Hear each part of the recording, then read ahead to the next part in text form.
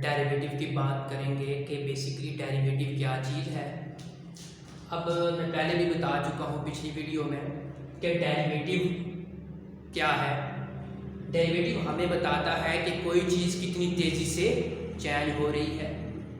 अब उसी चीज़ को हम रेट ऑफ चेंज बोलते हैं। अब रेट ऑफ चेंज हमारे पास दो तरह का होता है, एक है एवरेज रेट ऑफ चेंज और दूसरा है इंस्टेंटेनियस रेट ऑफ चेंज। हम एवरेज रेट ऑफ चेंज की पहले बात करते हैं, वो चीज़ क्या है। अब देखिए, कोई भी चीज़ जब चेंज होती है तो वो किसी न किसी दूसरी चीज़ के कंपैरिजन में चेंज होती है। फॉर एग्जांपल, एक क्वांटिटी चेंज हो रही है, वो चेंज होगी किसी न किसी दूसरी क्वांटिटी के कंपैरिजन में। और मैंने अपने कन्वीनियंस के लिए मैंने यहाँ पे एक रिलेशनशिप डिफाइन किया है। एक को मैंने del 1 बोल दिया है, दूसरे को del 2 बोल दिया है। पहली क्वांटिटी को मैंने del 1 बोला है, दूसरी को del 2 बोला है। जहां पे मैंने चेक करना है कि del 1 जो है, जो पहली क्वांटिटी है, दूसरी del 2 जो दूसरी क्वांटिटी है, इट मीन जहां पे रेट ऑफ चेंज का मतलब ये है कि del 2 del 1 के मुकाबले में कितनी तेजी से चेंज हो रहा है। यही तो हमारा रेट ऑफ चेंज है।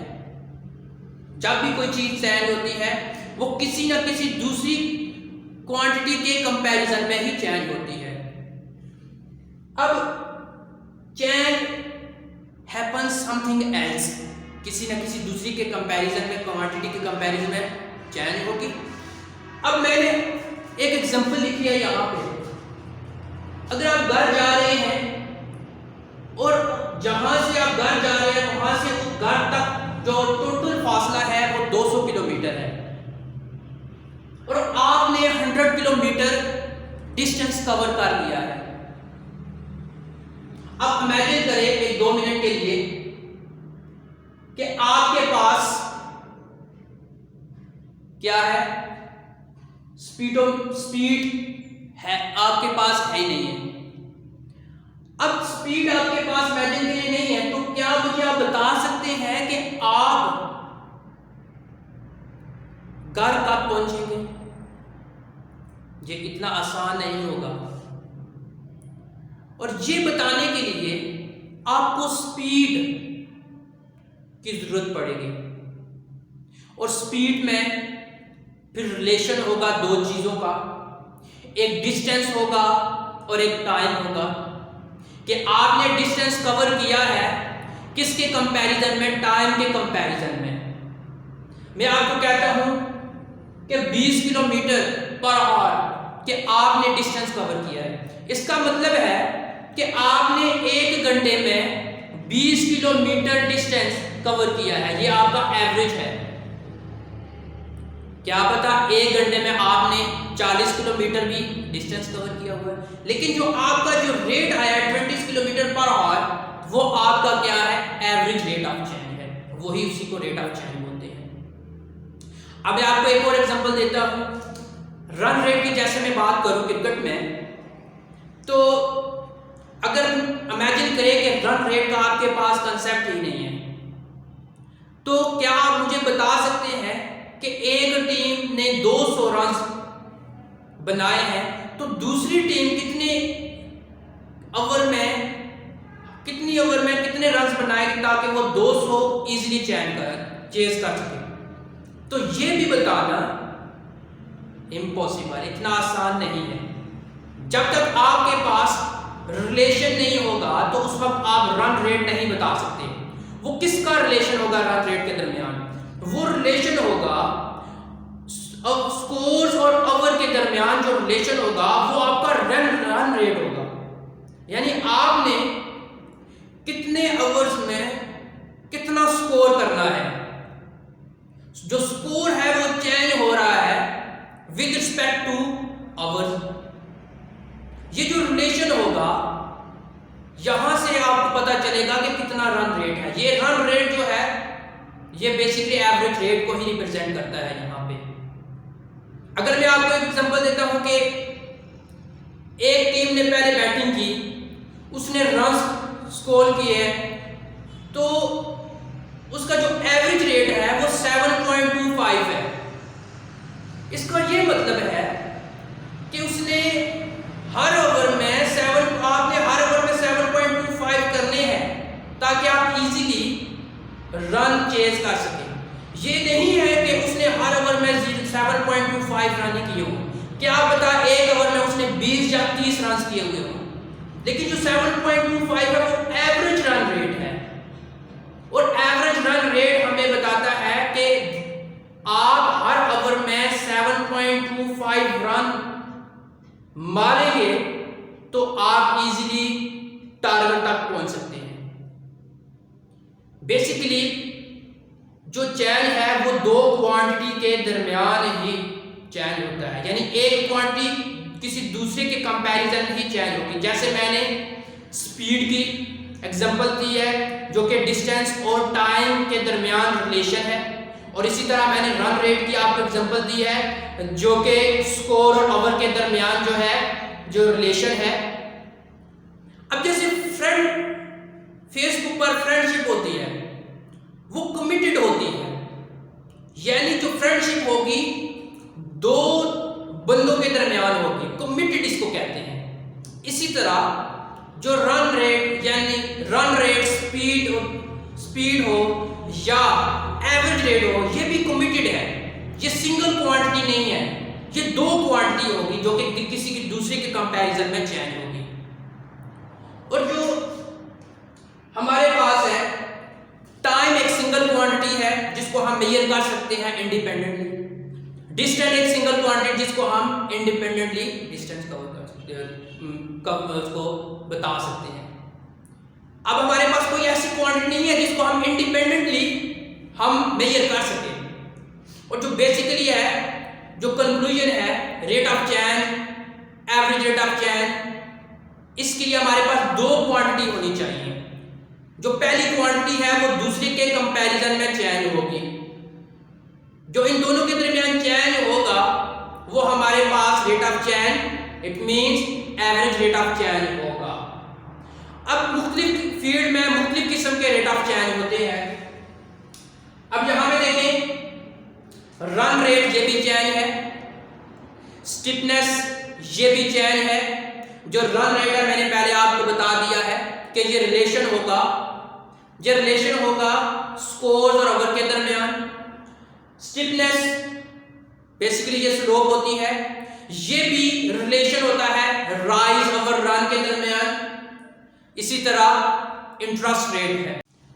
हम बात कर रहे थे रेट ऑफ चेंज की, और रेट ऑफ चेंज दो तरह का होता है, average rate of change and instantaneous rate of change.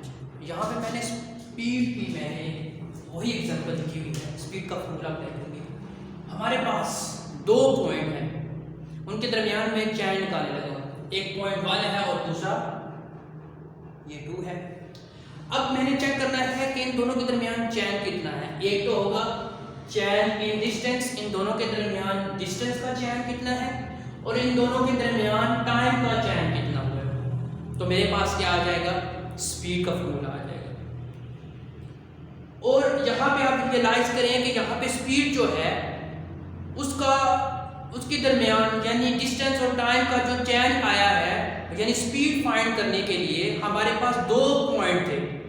जब हमारे पास दो पॉइंट मौजूद होंगे और हम स्पीड निकालेंगे तो उसको हम क्या करेंगे, उसका क्या फॉर्मूला लगाएंगे, एवरेज का। कौन सा लगाएंगे, एवरेज का। फॉर एग्जांपल मैं कहता हूं कि एक गाड़ी है वो ट्रैवल करती है तो वो t = 5 सेकंड के पर उसकी एक्सीडेंट हो जाता है। क्या उस गाड़ी की जो स्पीड है वो एवरेज स्पीड पे डिपेंड करेगी, या एवरेज स्पीड निकालेंगे या उस पॉइंट के ऊपर जिस पॉइंट पे एक्सीडेंट हुआ है? तो आप बोलेंगे एवरेज स्पीड कैसे निकालेंगे या एवरेज स्पीड के ऊपर कैसे डिपेंड करेगी? वो तो उस पॉइंट के ऊपर डिपेंड करेगी जिस पॉइंट के ऊपर एक्सीडेंट हुआ है। तो वो कैसे फाइंड करेंगे?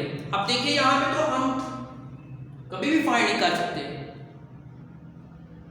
क्योंकि अगर ये फॉर्मूला लगाए तो ये जो स्पीड है तो ये इसको चेंज दो पॉइंट होने चाहिए। यहां तो हमारे पास एक ही पॉइंट है,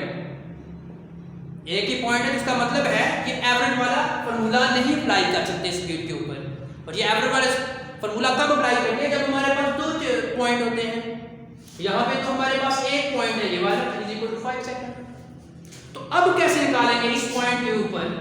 अगर ये एवरेज वाला फॉर्मूला अप्लाई करें तो क्या हो जाएगा? चेंज इन डिस्टेंस कुछ भी नहीं है, चेंज इन टाइम वो भी कुछ नहीं है, क्योंकि हमारे पास एक ही पॉइंट है, ना इसमें टाइम डिस्टेंस चेंज हुआ है और ना ही डिस्टेंस चेंज हुआ है, तो ये मीनिंगलेस हो जाएगा।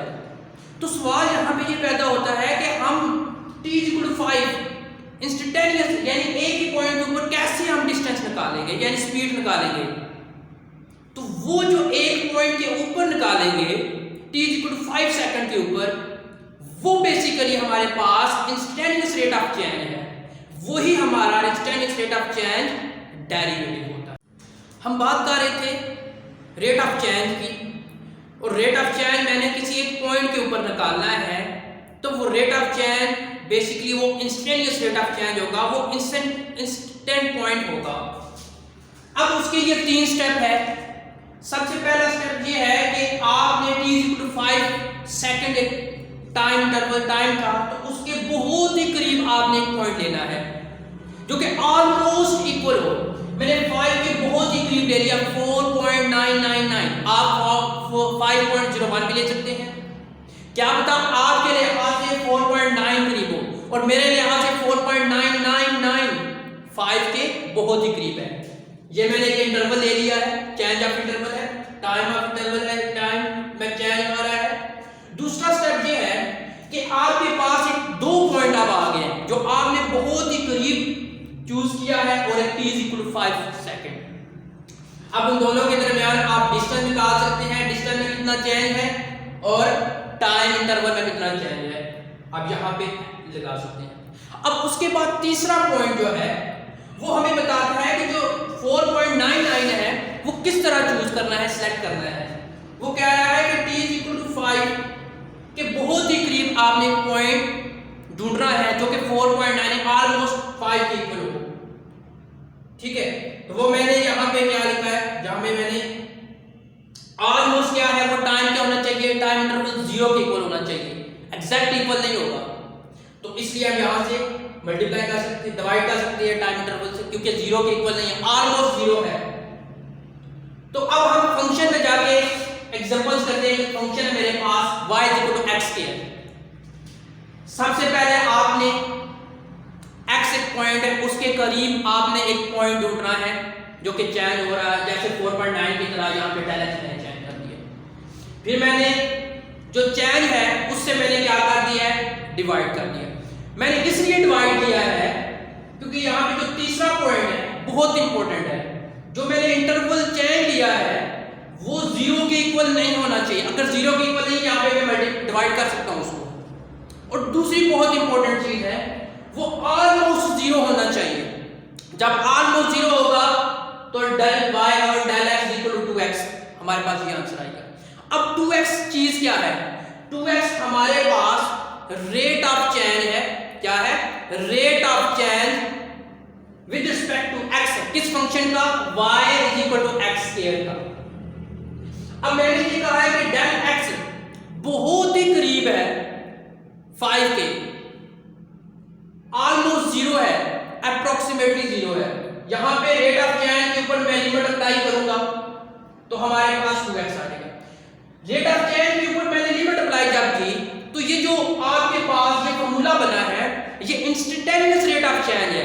रेट ऑफ चेंज 2 पॉइंट के ऊपर था, ये कन्वर्ट होकर किसी एक पॉइंट के ऊपर आ गया है, और यही हमारा क्या है, डेरिवेटिव है। और ये डेरिवेटिव 2 dy और dx = 2x, ये डेरिवेटिव की नोटेशन है। dy = dx, ये किसी एक पॉइंट के ऊपर डेरिवेटिव है। इंस्टेंटेनियस रेट ऑफ चेंज जो होता है वही हमारा डेरिवेटिव होता है। ये dy/dx ये y का डेरिवेटिव है with respect to x। See you again, thank you so much.